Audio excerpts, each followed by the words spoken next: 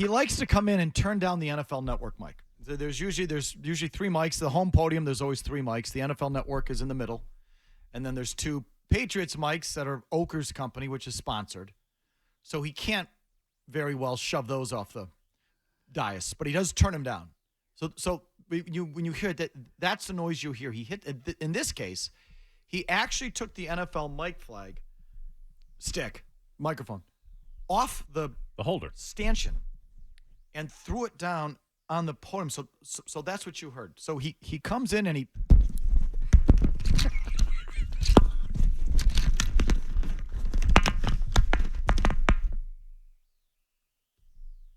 like a freaking 2-year-old child. And, Mazz was just saying the reporters there. So the offshoot is that the guys in the room couldn't hear him very clearly. So it was hard to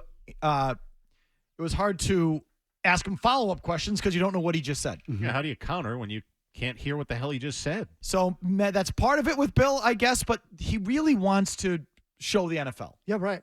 He's still got a hair across his ass with the NFL for what you would just have to put him on a couch and psychoanalyze him, because it was going on 25 years ago that the league made him stick to his Jets contract, and the Patriots had to give compensation to Leon Hess and or Woody Johnson by this point with the Jets to get Bill Belichick out of his contract in New York.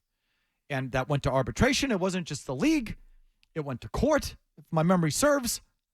I don't remember exactly what level of court or mediation it went to. I covered the thing down there. I was standing on the street in New York with my thumb up my ass, waiting for Jeffrey Kessler to come out of these legal offices. I don't remember how it was adjudicated, but it was adjudicated independently and Bill lost. So he's still, he's had a hair across his ass for the NFL since then. He has always hated the competition committee. They told him to stop taping. He kept taping till they caught him. They gave him a massive break by just taking away a draft pick and some money and not suspending him. He got lucky on that. And then they, again, covered for him on Deflategate. He got to pretend he didn't know they were deflating footballs, and they let him get away with that too. So I actually think Bill owes the NFL a debt of gratitude, because they should have suspended him for the first thing. They easily could have gone after him for the second. And Ted Wells purposely said the coach had no knowledge of it. Let's just move on. And they just totally brushed Belichick under the rug and let him off the hook. Bill should be on his knees thanking the league, not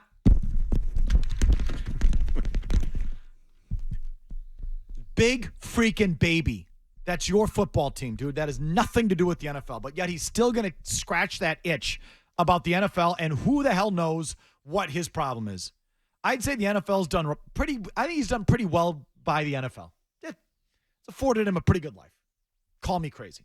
And if you really look at it objectively, they've hooked him up. They should have suspended him the first time. They easily could have gone after him the second, and he skated both times. So grow up. I know it's crazy to tell a 71-year-old man to do that, but... So you think all that petulant behavior is strictly just like him F you to the NFL? Because I think that is also to the gathered reporters in the room. It's a side benefit. Even when he's had little reason to be upset with the local media. But he's losing control. This is still something he can control. No one could really hear what he's saying, so they can't pepper him with questions. Not to mention, he took like an hour to come out. With these losses, he's taking longer and longer to come out. When they win, he's out in 5 minutes. I know, I've done these post games. This yesterday, it took him forever to get out. That's another FU to those that are waiting there to hear from him. Sure, side benefit. But he's been futzing with that NFL mic flag for a long time, because he's a grudge holder and a child. People still into it at this point? Into what? That whole behavior, like the whole. I don't know. Like, you can't be. They don't owe you a thing. Goodell. Does that still get you jazzed up like it used to? I don't know. I was never with you. Obviously, I was never with you on that stuff. Doesn't exactly work at 1 and 4. You were cheating. You were doing it. And Bill signed the contract with the Jets. That just is what it is. Get over it. You all landed on your feet very nicely. Well, the rules don't apply to him. They never have. Oh, my God. All right, so last night he's asked about punting on 4th and 3. Let's just start with last night. He spoke again this morning. I'll give you that in a second. But last night. Now it's number 2 from last night. Bill, there was a 4th and 3 situation where you punted. I think you were on the Saints 40-yard line. Was there any thought of going for it in that situation? So we till we're better on 3rd and 4th down. I don't think so. No. Till we're better on 3rd and 4th down, I don't think so.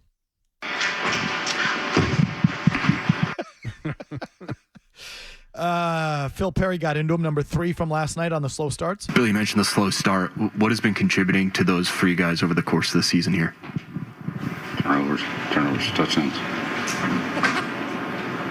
How can you remedy it? Can't keep doing it.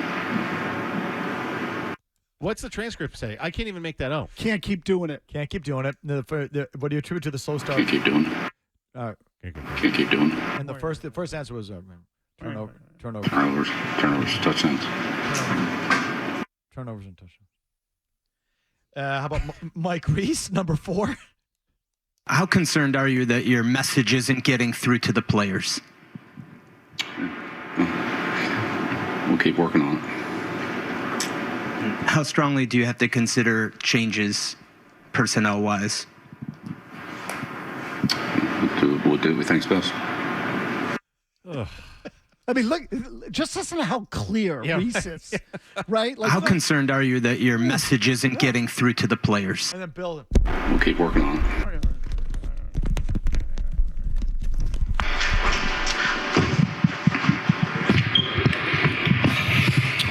All right, well, obviously it was a poor performance today here, so. Oh, my God. And, Jimmy, you've probably had to, raise the decibel level. You've pumped the hell out of that, right? He's such a child! Oh, my God. Yes. Number 5, Bedard, please. Greg Bedard. Bill, you said you guys need to start over. Have you ever had to do that before, 5 games into the season, just for reference? I mean, is it something new?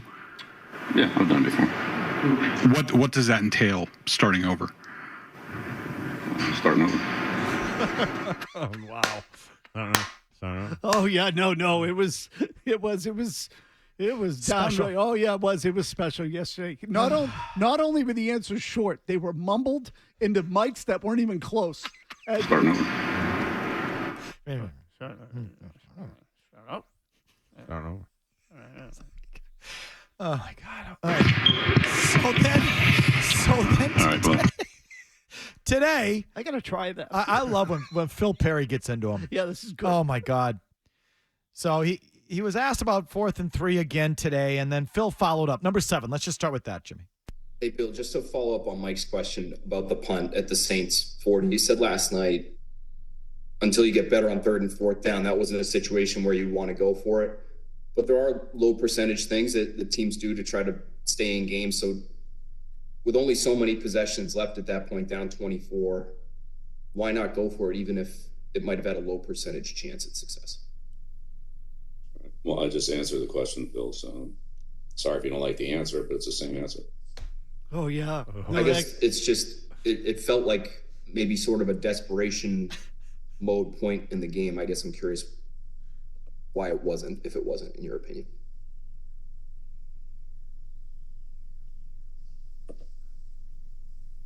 Yeah, there was still time left in the game.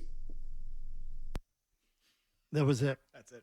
Yeah, that was it. Sorry if you don't like the answer, Phil. Don't like me. So Phil's not done. Phil's become my favorite guy down there. Silent assassin. Just like relentlessly, just scratching. Just scratching every itch. Right up Bill's keister, number 8. Later in the third quarter, Bill, there was it looked like a near interception by Kyle. Any thought to challenging that one? Was there any consideration there on the sideline from you to throw the flag there? Well, no, based on the replay, it looked like the ball hit the ground. Okay. At the same point, wasting a challenge on a play that didn't look like it was going to go in our favor. I don't know what good that would have done. Seriously, he did everything but call him a dumbass right to his face. I thought he caught it. I did too. I thought his hand was underneath it. Me too. Yeah, me too. But again, desperate times, desperate measures. Take a chance. Yeah. Like, what are you holding a timeout? Down, I don't know what the score was at that point, but down 3-4 scores. So you lose a timeout, maybe you get lucky. Yeah, he was just wanted to keep the clock running to end the misery. He quit. Number 12 on Zappy starting. I don't know who asked this. Hopefully it's Phil. I know you were asked if you still considered Mac your quarterback moving forward last night. Do you consider Bailey a viable starting option for you? This is good, too. Yeah. I'm sure, Phil, if I had left Mac in the game and he'd gotten injured, he'd been asking me why he was still in the game. It was 31-0. So it's, it is what it is. That's not what I asked. We haven't had one of those in a while. So, right. But with Bailey, do you consider him a starting player, potentially? Look, I have confidence that every player that's on the team, otherwise they wouldn't be on the team. So every player that's on the team, I have confidence in. So he just asked about Zappy, so I'm sure if I had left Mac in and he got hurt, you would ask me about that. Right. Yeah, again. Martyr.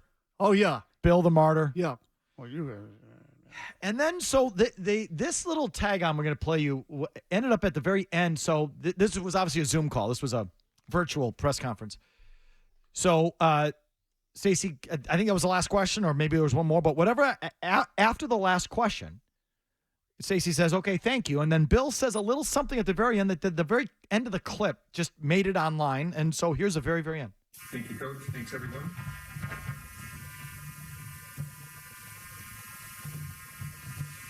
How many questions? He says, "How many questions?" He goes, "How many questions is that?" How many questions? And then he goes, 15. We cut it off there a little bit. I think he says 15. He says, how many questions is that? 15? So now he's asking Stacey or who's ever around him there, how many questions was that? 15? This is the kind of thing I love, because now I just get to guess and make up what he's driving at there. Why do you think he's asking how many questions was just in that press availability?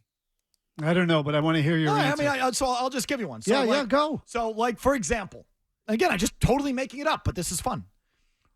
Why is he asking the number? Okay, here's a scenario. That he's getting some sort of pushback internally about, well, Bill, you're not taking any accountability. You don't answer any questions. You don't face the music. So, and so what Bill is saying is, well, let's see, Robert, I took 12 questions in the postgame. I took 17 questions in my morning radio interview. I took 15 questions from the guys Monday afternoon. If you want to include the pregame on 98.5, I took another 10 questions there. Add that all up. I answered 76 questions on the game, Robert.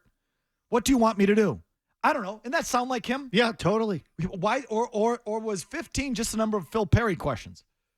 And is he turning to Stacey and saying, how many questions is this mother bleeper going to ask me? I don't know. You tell me. Is he contractually obligated to answer X amount? No. Oh, okay. Because is he keeping track? I'm saying because he doesn't want to be out there. That's why is he so make it up. Come up with something. The more childish, the better. Because it's no, but it's something like that. It's something like this. Yeah, it's something like that. Because again, otherwise, who cares? Who cares how many questions they ask you? What difference does it make? Whether it was 14 or 12 or 17. He doesn't want to be told he's not answering questions, or he doesn't want to be told that his press conferences are too short, or someone's telling him he needs to give more, or... And he felt like he was out there too long. So when you say, is he required to answer a certain amount of questions? I don't think so. I think you're just required to be available. Because you heard 15. I thought it was 50. So I just think he's pissed that he got hung out to dry, in his opinion. That's what I hear. So it was like... My question is not 50. Too many questions. I think it was 15 that he said. Okay. Again, there's another... if you go back to the raw video... there's a crisper, or you can see his lips or something. No, it's just 15. I thought it was... Okay. Ours cuts off a little bit. But on Patriots.com, you can really hear him say 15, I think. But either way... So I have 13 cuts and probably 2 follow-ups in there, so about 15 questions. So, I mean, is he counting as he's going? Why are you counting the questions? Whatever it is, it's really not important, but it's a childish thing because Bill's got all these things. He's still got a thing with the NFL. Okay? So there's got to be something going on in there with his effing press conferences. Whatever it is, it serves him. I can guarantee you that.